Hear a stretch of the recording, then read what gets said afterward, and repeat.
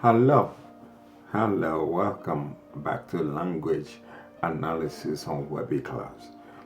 In the last session, I promised you I was going to give you my own analysis of that text from William Shakespeare. So, here we go. And I reminded you that I was going to give this as an exemplar. Remember, Webiclass is serving the whole world, students from different countries, different cultures, and different curricular settings. So I've had to move between higher and lower levels. Bear with me. Now, let's tackle the message, which is the subject matter.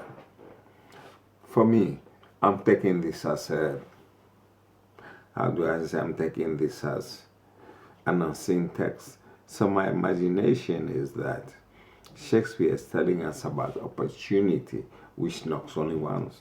You take it, and then you flow on into success with all smiles, or you miss the opportunity and you are doomed forever because opportunity never comes back.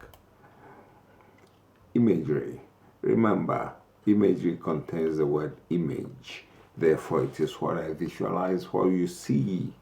Men, I can see men, a group of men standing on the beach, looking at the still waters. All of a sudden, the tide rises and becomes fast, and then one of them gives them a speech to arouse them into action.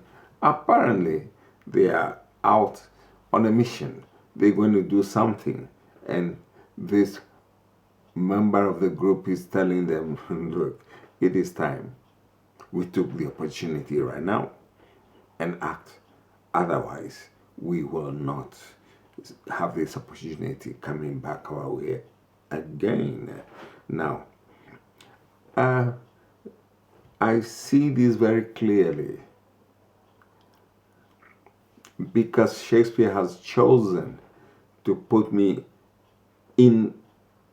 on the beach, close to the people that I'm watching. That water imagery over there is very appropriate. The playwright makes me see water that is flowing. Now, water that is flowing carries two possibilities of opposite dimensions. These dimensions are diametrically opposed. Now, you take the tide and flow into success. Or if you don't act, if you don't strike whilst the iron is hot and the iron cools down, the tide goes. You cannot reach the other shore because you enter the still waters. You cannot swim easily. Look at the vast sea. I can see the vast sea. How do you swim from shore to shore without a strong current? You will be bound in failure. So, I can see also the two possibilities.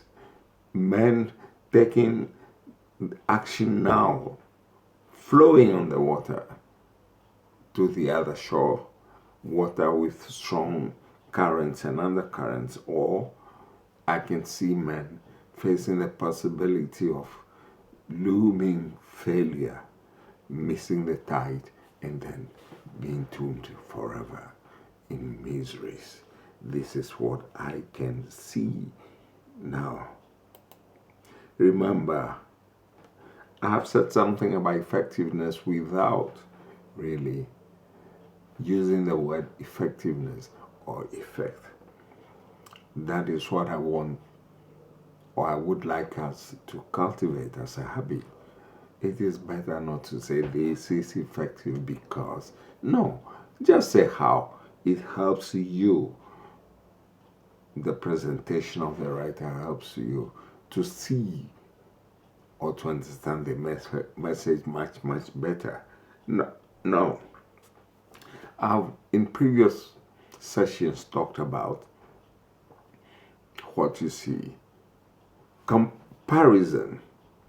I'm able to compare two things. What the men want to do with water that is flowing to present opportunities. I am able to see the water, the sea flowing, the tide rising, and men standing there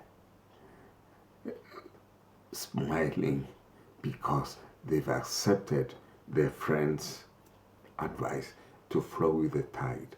I can see also the possibility of men standing frustrated, trying to swim in the sea which has no current, no winds to push them on, to propel them to the other side of the sea. Now, this is what I can see, so that the comparison of the water imagery, the seashore scenario, with the internal emotions of men who are wondering whether they should strike now or not strike now, is brought vividly to me, vividly home to me, because of Shakespeare's chosen imagery. Now, this is what we've tried to achieve. The next lesson is going to feature this. Prepare about something.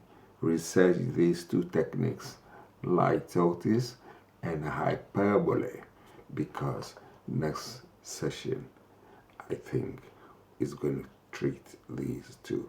Thank you very much.